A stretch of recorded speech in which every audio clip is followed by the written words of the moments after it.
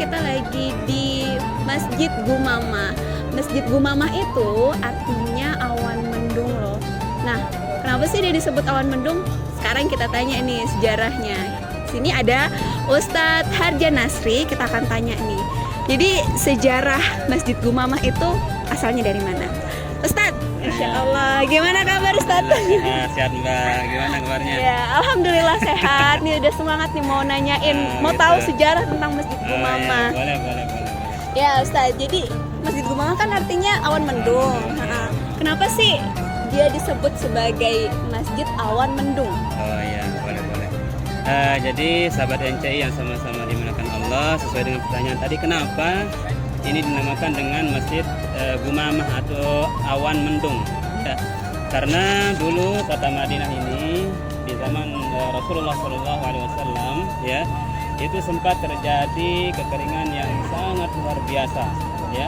Pohon-pohon, tumbuh-tumbuhan semuanya mati, kemudian binatang hewan semuanya mati, dan buah-buahan tidak ada yang bisa dinikmati oleh penduduk Madinah. Kemudian para sahabat mendatangi Rasulullah SAW dan meminta Rasulullah untuk mendoakan penduduk Madinah dan kota Madinah supaya turun hujan. Nah, lalu apa yang terjadi sahabat NCI? Kemudian Rasulullah SAW dari rumah beliau yang ada di Masjid Nabawi, kemudian Rasulullah pergi ke masjid ini.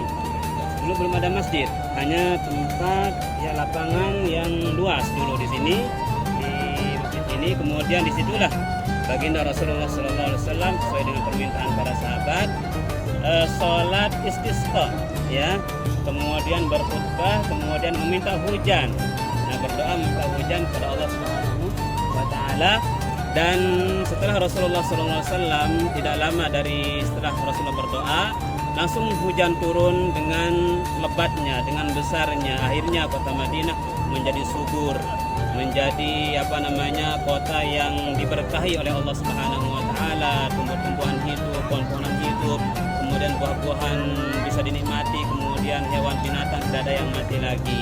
Dan itulah sejarah kenapa dinamakan dengan Masjid Gumamah ya, Masjid Awan Mendung gitu kan.